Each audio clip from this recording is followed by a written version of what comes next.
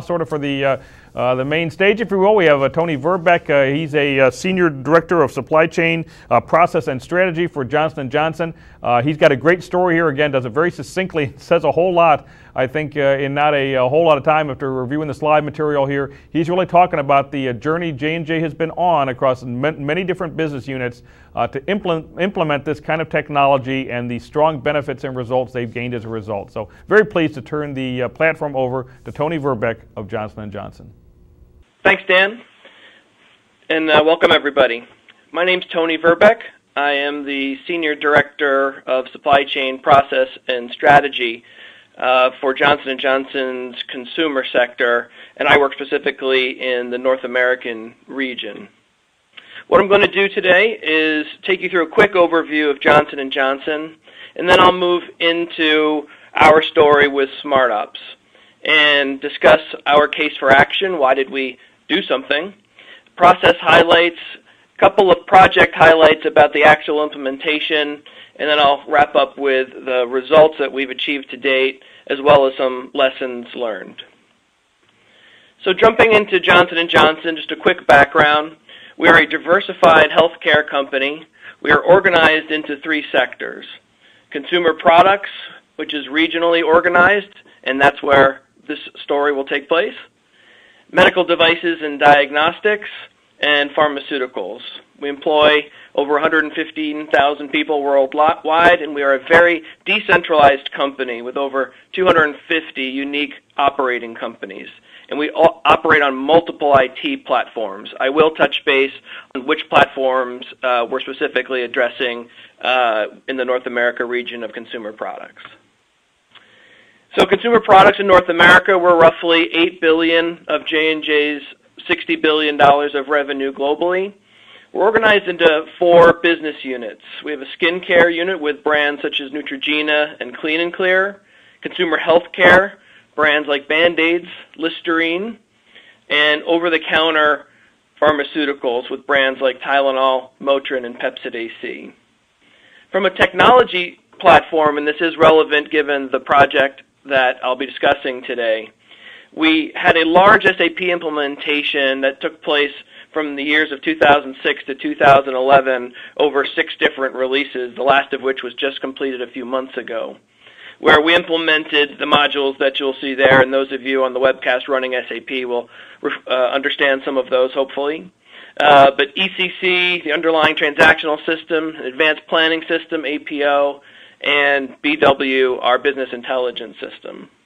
We have integrated the SmartOps technology into this platform that we call Mercury. And as we've added business units to that platform, they've enjoyed the benefits of SmartOps as part of the platform.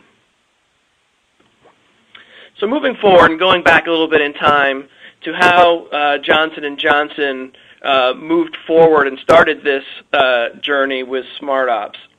If we go back and look at our current state from early 2000 until late 2000, we break our inventory management process down into these three areas. And first is inventory budgeting.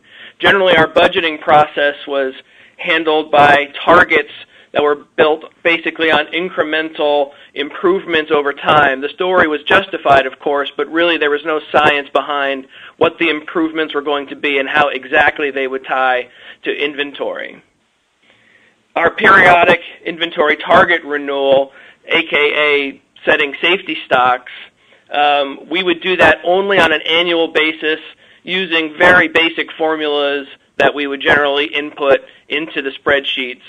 We had a lot of the right data, but in terms of the sophistication of our formulas and calculations, they were very, very basic. Reporting and analysis, we had to standardize a lot of our reporting and exactly how inventory metrics were calculated, but we really didn't have any capability to understand why the results were different from the arbitrary inventory budgets that we had set, as I mentioned 2 bullets ago. But really, we didn't have a good understanding and structural framework to discuss inventory, what it's going to be, what it should be, and then when results were different, why that occurred. So we started to talk to SmartOps in the early 2000s. We did a few proof of value pilots, And based on the outcome of those pilots, we decided to go with a fully integrated solution, which we did need to wait until after our SAP implementation to do that.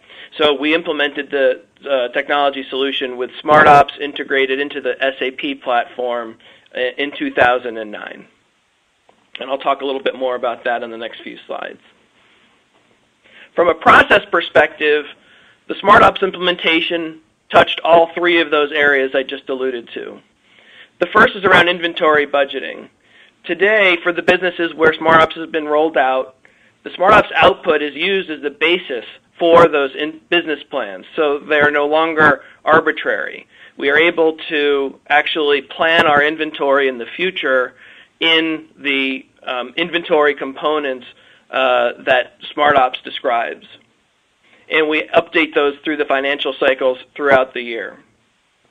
It has really proven to focus the conversation and the targets themselves on what our actual capabilities are. What are the actual drivers of inventory, and what is the purpose of inventory? And that language has permeated throughout the organization, both within supply chain as well as within the financial community. And our conversations around inventory have been much more productive. Then we're able to also look at projected changes to our supply chain. For example, a reciting of a product from one supply chain to another. We're able to use the SmartOps scenario analysis capability to really understand when that product moves from a short lead time to a long time or vice versa. Well, what exactly is the impact of that move to inventory versus prior years when we would do a back-of-the-envelope calculation? Then in terms of the actual tactical calculation of safety stock for all of our material location combinations, and as Nargenda referred to earlier, many companies can have hundreds of thousands of such combinations, and ours does as well. That the automated solution there has proven to be extremely powerful by enabling us to do that more frequently than we were able to do in the past and with better underlying math.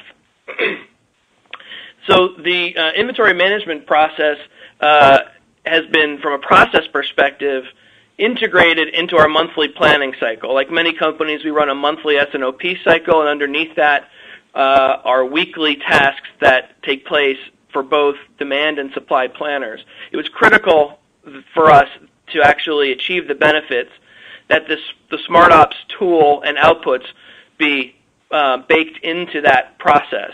Obviously, just going through the math, while interesting, it gives you no benefit.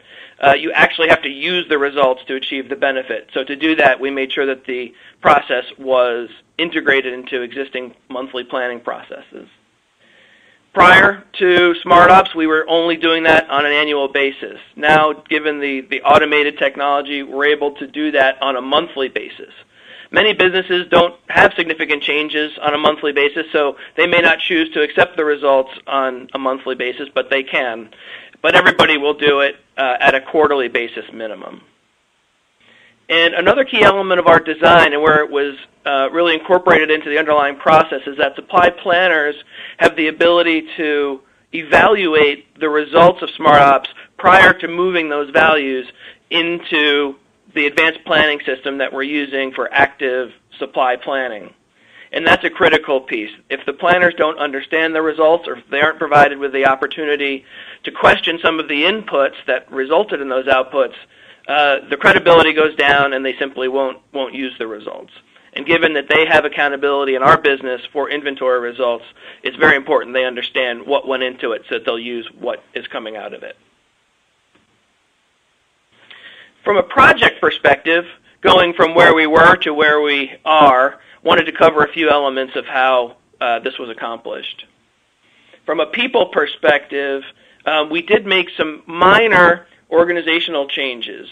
The technology and really the underlying process, it is a specialized skill set, and we decided that we would carve off a few folks to work in a centralized group to facilitate the process, and that they would also become our inventory optimization experts. It's a specialized skill set that we didn't feel all 100 plus supply planners that we have would be able to comprehend and act upon. So we created a small group that facilitates the process and really understands the math at a deep level. As I mentioned earlier, from a process perspective, we made process changes in all the areas that I went through. And I do want to emphasize that this was not a technology project. We approached it as an inventory management process project enabled by SmartOps, and I'd highly recommend that approach. From a technology perspective, the work that was required was within SmartOps itself. We had to optimize the models and build all the supply chain connections. From a master data perspective, we did have to add a handful of new fields that were required as inputs by the SmartOps tool. But also we had to look at some fields that existed previously that we thought were tight and well-defined, but actually in reality were not well-defined. And we had to take those down to a new level of specificity. And that has had a byproduct of helping us in some other process areas. And we had to integrate the master data into our existing master data creation processes. From our advanced planning system perspective, we integrated directly with the SmartOps tool, both getting the outputs out as well as returning the results back into the tool. And that required a bit of new configuration. From a success factor, the reason we were able to accomplish this on our timeline and within budget was we had co-leads on the project who were experts. One from a Johnson & Johnson process perspective, and we had one from SmartOps from a project management perspective.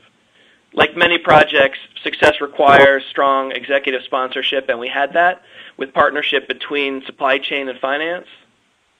And we engaged very early, even really before the project began, inventory champions from each of our business units. And it's critical for them to understand, well before the technology piece begins, some of the language and the underlying drivers of inventory before even trying to evaluate the tool itself and the results. And as I mentioned earlier, we had a strong focus on process, and the technology piece followed that. Finally, I'll go through the results and lessons learned. Bear in mind, please, with these results, we are still rolling this out through those business units.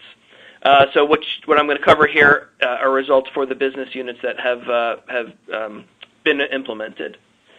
So for the businesses that rolled out, we have seen days of supply and dollar reductions of 10 to 20%.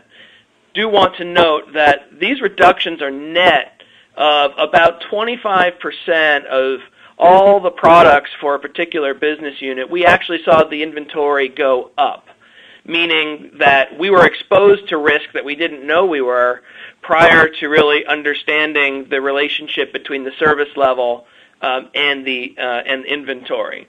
So while 3/4 of the SKUs we were holding too much inventory for the service level we were going after, about 1/4 of them we were holding too little. And it's been important for us to emphasize that to our senior leaders, that this is as much about customer service optimization as it is about inventory reduction.